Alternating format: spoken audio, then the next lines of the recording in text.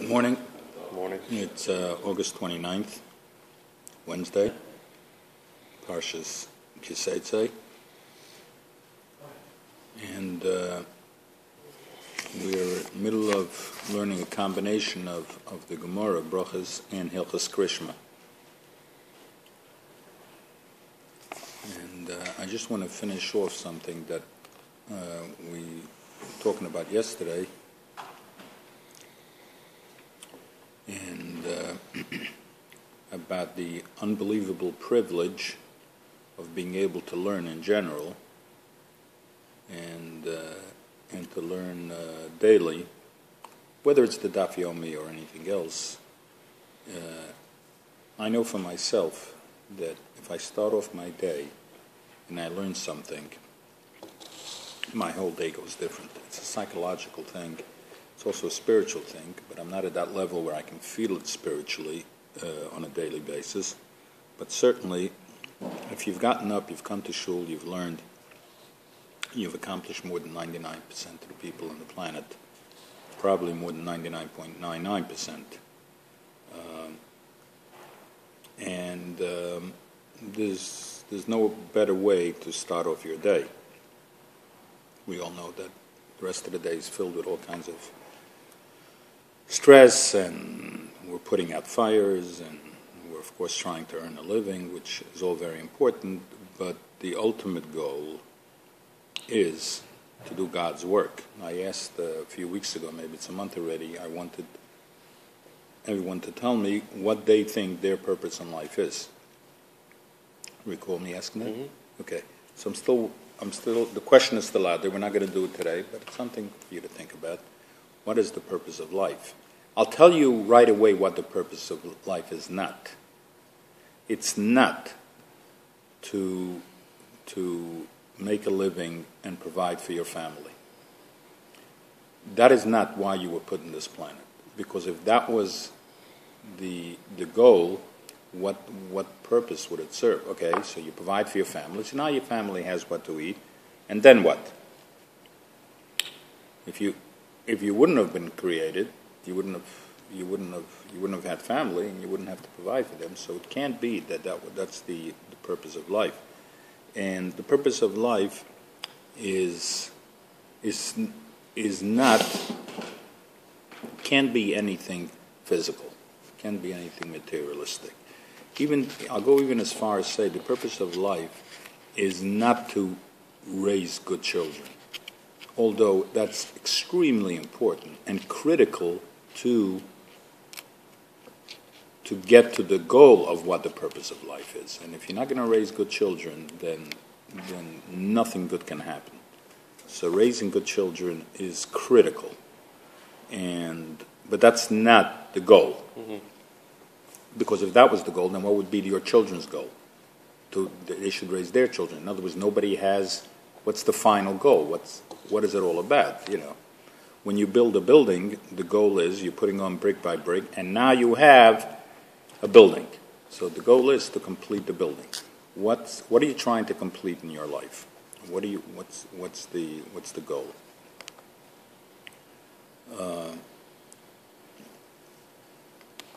There are many, many goals possibly. For example, somebody may tell me their goal in life is to give tzedakah, to give charity. That's a wonderful thing again, but that can't be the goal of life, because God didn't create this world so that there should be poor people, so that rich people can support them. That really can't be the goal. It's a nice thing to do mm-hmm. while you're living, and it's closer to the goal of the purpose of life is to make a lot of money. That for sure is nowhere near the real answer. It doesn't say anywhere in the Torah that you have to make a lot of money. Not a commandment to make a lot of money. It's not a commandment. In fact, in this week or last week's parsha, it talks about not to have too many horses. It was last week's. Yeah, it's already Wednesday, so right. Last week. So too much is no good either. As I said, I think a couple of weeks ago, they did research on the people who won major lotteries, 95% of them are either broke, in jail, or dead. Only 5% went on to use their money wisely and productively.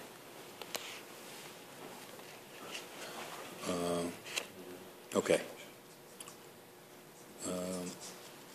Everything God made has a counterpart. There are living things, a plant, an orange.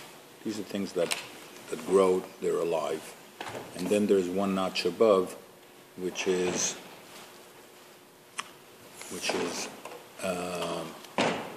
animals and human beings. They are higher than just living things. They have an ability to procreate. And everything in the animal kingdom has a counterpart in the vegetation kingdom. I'm not quite sure what it is. For example, it takes a camel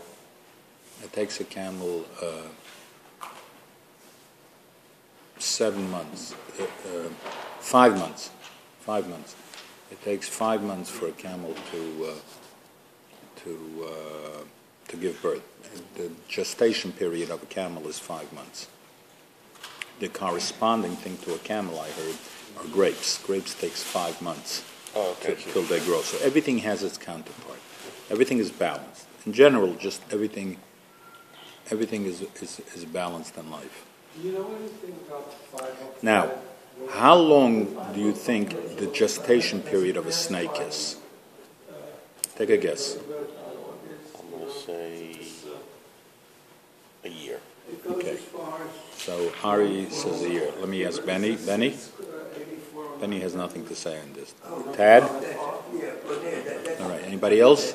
No. You got to make it look like there are more people. The gestation period, I heard, I didn't Google this, but I heard that the gestation period of a snake is just slightly over 7 years.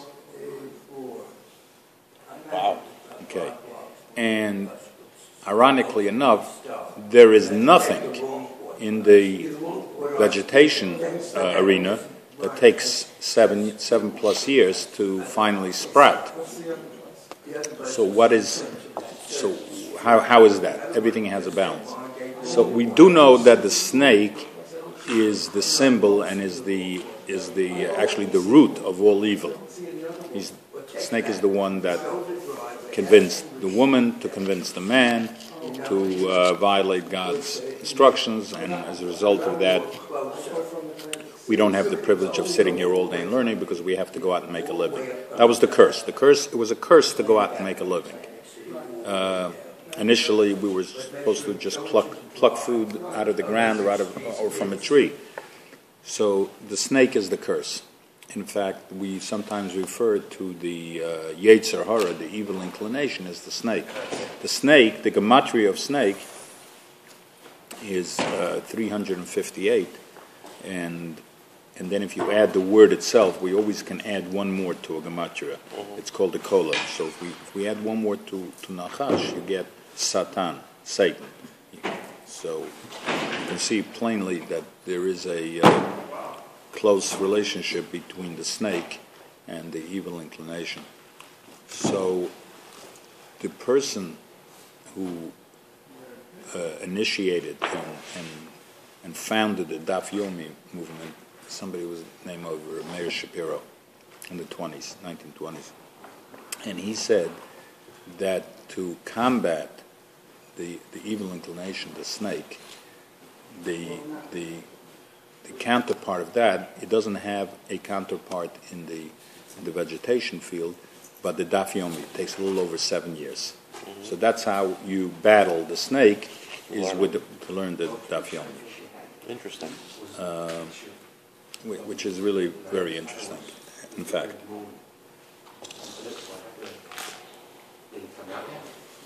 I heard somebody ask somebody, what did we do at the Sima Shas on August 1st? What happened over there? and the word siyum hashas actually means we completed the shas. But what there was over there was not. It wasn't like a graduation. It's not like you complete high school, you complete elementary, you have a graduation, you graduate from college. It's a celebration of completion. It really is not and should not be looked at as a celebration of completion. Rather, it's a celebration of renewing once again. And that's why whenever we complete a tractate or the entire Shas, we right away begin with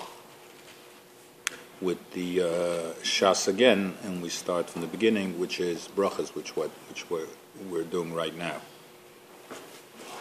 Okay, so I just wanted to bring out a certain point, which is in the first Mishnah. The Mishnah asks over here, when is the window for saying Krishma at night? We have to say it at night and during the day. I was going to ask you this question, actually. What? I was going to ask you this question. My wife and I were having this. What you're going to talk about right now. Yeah, so when is the window? So the Mishnah says the window is from the time that Kohanim, the priests, were allowed to eat truma. Truma is you have to take off from your food a portion, 1 in 100, to give to the Kohen, to the priest. Now, a Kohen has to keep himself in a pure state. If he's tamei, if he's defiled, what he has to do, he has to go to the mikveh and wait for sunset, wait for the sun to go down, go to the mikveh, and then he's allowed to eat truma. That's when he's allowed to eat truma, which is a holy food. So the Mishnah is telling us that time when they're allowed to start eating their portion truma, that's when you're allowed to start saying Krishma. Now, when is that time? That's a subject of discussion later. And until when? So it begins with nightfall at the point where they're allowed to eat truma. How long does it last, this window? So the Rabbi Eliezer says that the night is divided up into certain parts, and depends. It's an argument whether it's 3 or 4 parts, but he says that it's until the end of the first part. So, hypothetically speaking, if there are 3 parts to the night, and the night is 12 hours, so we're talking about a 4-hour window. Mm-hmm. That's what Rabbi Eliezer says. The Chachamim Omrim, the Chachamim, the term Chachamim means the rabbis, and who they are exactly is something we can talk about sometime. Whenever I tell you something we can talk about sometime, if you want anybody, after the shiur, just isn't enough time for me to get into all these things. So the Chachamim say that you can do it until midnight. Okay. So we have Rabbi Eliezer says we can do it until the end of the first section of the first part of the night. The Chachamim say we can do it until midnight. And Rav Gamliel, a third version, says that you can do it until sunrise. You can do it all night until sunrise. So then the Gemara brings down a story that at one time the children of Rav Gamliel were at a party, they were at a wedding, and it was getting already almost the wee hours of the morning, and they came running and they said, we haven't done Krishma yet, it's almost morning. So he told them, okay, if it hasn't come sunrise yet, you can still say it, but I want you to know, any time that he's going back and he's clarifying what the Chachamim, what the rabbis said. Even the rabbis, when they say something is only allowed to be done till midnight, the law is really that you can do it until sunrise. But why are the Chachamim saying until midnight? He says, this is a very important point, which I want to talk about. The reason they're saying that only until midnight is Kidei laharchik odam min ha'avera. Literally, it means that they gave you an earlier time in order to distance a person from sin. In other words, give yourself a little Buffer. what's the word? A buffer. Give me a buffer. Say, make don't. It's like people tell their wives they know they have to leave the house at 6:00. They say we're going to leave at 5:45 because they're giving themselves an extra 15 minutes because they know they're going to be late anyway. Not my wife, but other people. So that's why he's telling you you can only say it till midnight. But the truth is that you could say it until the sun rises. And he brings proof from certain things that they did at the temple that they said that they had to sacrifice it until midnight, but really you were allowed to sacrifice it until the morning. But the reason they said until midnight because there were times there was so much stuff there and they had to sacrifice and they didn't want to go past sunrise, so they would say only until midnight. Now the concept of You got 5 minutes. the concept of doing things or enacting certain laws and guidelines to protect one from sinning is very important. And in our religion, in our halacha, we have a lot of that, where we actually have laws, and the reason for those laws are so that we don't violate other laws. So we now have new laws to protect the old laws. Now, what about having laws to protect the laws that protect the initial laws? So there is a rule. We don't do that. We don't make laws to protect the laws which are made only to protect other laws. So we do it one level, but we don't do it two levels. Okay. You follow? Follow. Okay. For example, in this case, why don't we say only until 9:00 at night? Because if not, we got to protect the midnight law. He started early. Wait a minute, it's early. That's stupid. So when it comes 9 o'clock to 8 o'clock and we saw numbers. Man. Okay, sorry about that. I wanted to finish this thought. I know. Okay, we'll continue tomorrow. This is not Bye.